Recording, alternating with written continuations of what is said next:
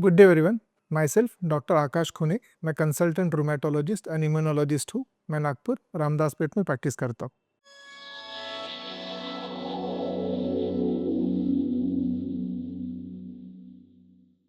आज हम जानेंगे एएनए टेस्ट मतलब एंटी न्यूक्लियर एंटीबॉडी टेस्ट के बारे में। एंटी न्यूक्लियर एंटीबॉडी या एएनए टेस्ट ऑटोइम्यून बीमारियों की इवैल्यूएशन में काफ़ी इंपॉर्टेंट टेस्ट होता है, पर इस टेस्ट के बारे में काफ़ी मिसकंसेप्शन या काफ़ी गलत धारणाएं डॉक्टर्स और पेशेंट्स में पाई जाती है। हम उन सभी मिसकंसेप्शन को आज ब्रेक करने की कोशिश करेंगे। सबसे पहले ये जानना ज़रूरी है कि एएनए मतलब एंटी न्यूक्लियर एंटीबॉडी क्या है। जैसे कि आप सभी जानते हैं कि हमारा शरीर बहुत सारी सेल्स या कोशिकाओं से बना होता है। उन कोशिकाओं के सेंटर को हम न्यूक्लियस कहते हैं। एएनए या एंटी न्यूक्लियर एंटीबॉडी एक ऐसा एंटीबॉडी होता है जो न्यूक्लियस के कुछ कंपोनेंट्स जैसे कि डीएनए, जैसे कि आरएनए, जैसे कि प्रोटीन या न्यूक्लिक एसिड प्रोटीन कॉम्प्लेक्स, इनके अगेंस्ट काम करता है। यह एंटीबॉडी सबसे पहले 1948 में डिस्कवर किया था और कुछ कॉमन ऑटोइम्यून बीमारियां जैसे कि एसएलई, जैसे कि जोग्रेन सिंड्रोम, जैसे कि मायोसाइटिस, जैसे कि स्क्लेरोडर्मा और बहुत सारी डिफरेंट ऑटोइम्यून बीमारियों में ये पाया जाता है। बहुत सारे डॉक्टर्स और बहुत सारे पेशेंट्स का ये मानना होता है कि अगर एएनए का टेस्ट पॉजिटिव है तो वो ऑटोइम्यून बीमारियों से ग्रसित है। ये पूरी तरीके से सही नहीं है।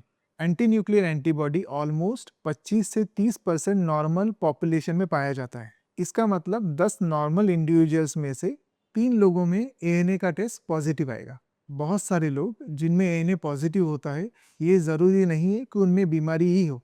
इनफैक्ट अगर 100 लोगों में एएनए का टेस्ट पॉजिटिव आता है तो उनमें से 15% लोग मतलब 15% लोगों में ही कनेक्टिव टिश्यू डिसऑर्डर्स होते हैं। यानी ऑलमोस्ट 85% लोग जिनका एएनए टेस्ट पॉजिटिव होता है उनमें फ्यूचर में कभी भी कोई बीमारी डेवलप नहीं होता है। दिस मीन्स कि अगर आपका एएनए का टेस्ट पॉजिटिव है तो ये ज़रूरी नहीं है कि आपको ऑटोइम्यून कनेक्टिव टिश्यू डिसऑर्डर होना ही चाहिए, क्योंकि अगर एएनए पॉजिटिव है तो उनमें से सिर्फ 15% लोगों को ही कनेक्टिव टिश्यू डिसऑर्डर होते हैं। एएनए के टेस्ट को क्लिनिकल सिम्टम मतलब पेशेंट को क्या प्रॉब्लम है, पेशेंट को क्या तकलीफ है, उसे कोरिलेट करना काफ़ी ज़रूरी होता है। अगर पेशेंट को कुछ ऑटोइम्यून कनेक्टिव टिश्यू डिसऑर्डर के सिम्टम हो, जैसे कि मुंह में छाले आना, चेहरा लाल हो जाना, शरीर में दाने आना जो एसएलई में होता है, या फिर स्किन टाइट हो जाना, हाथ नीले पड़ जाना जो स्क्लेरोडर्मा में होता है, या फिर मुंह में सूखापन आना, आंखों में सूखापन आना जो जोग्रेन सिंड्रोम में होता है, ऐसे डिफरेंट टाइप के सिम्टम्स को आपको एएनए टेस्ट के साथ कोरिलेट करना पड़ता है।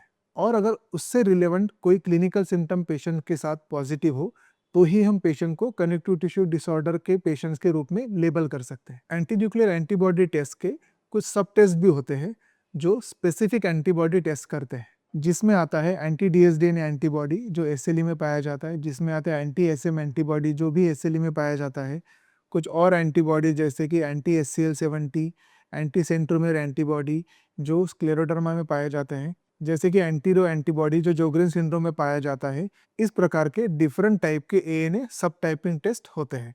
ये सभी टेस्ट डॉक्टर स्पेशल सिचुएशन में ऑर्डर करते हैं डिपेंडिंग अपॉन पेशेंट को सिम्टम्स क्या है। आज की वीडियो में हमने ये जाना कि अगर आपका एएनए पॉजिटिव है तो ये ज़रूरी नहीं है कि आपको बीमारी होना ही चाहिए। एएनए की टेस्ट को क्लिनिकल सिम्टम के साथ कोरिलेट करके एक अच्छा रूमेटोलॉजिस्ट आपको ये बता सकता है कि आप वात से ग्रसित है या कनेक्टिव टिश्यू डिसऑर्डर से ग्रसित है या नहीं है।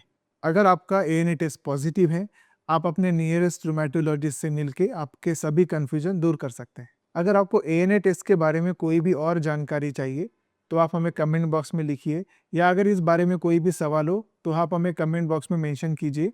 हम आने वाली वीडियोस में उन सभी सवालों का जवाब देने की कोशिश करेंगे। इस वीडियो को लाइक कीजिए और मैक्सिमम लोगों तक शेयर कीजिए ताकि ये इन्फॉर्मेशन मैक्सिमम लोगों तक स्प्रेड हो। इस चैनल को सब्सक्राइब कीजिए। Thank you.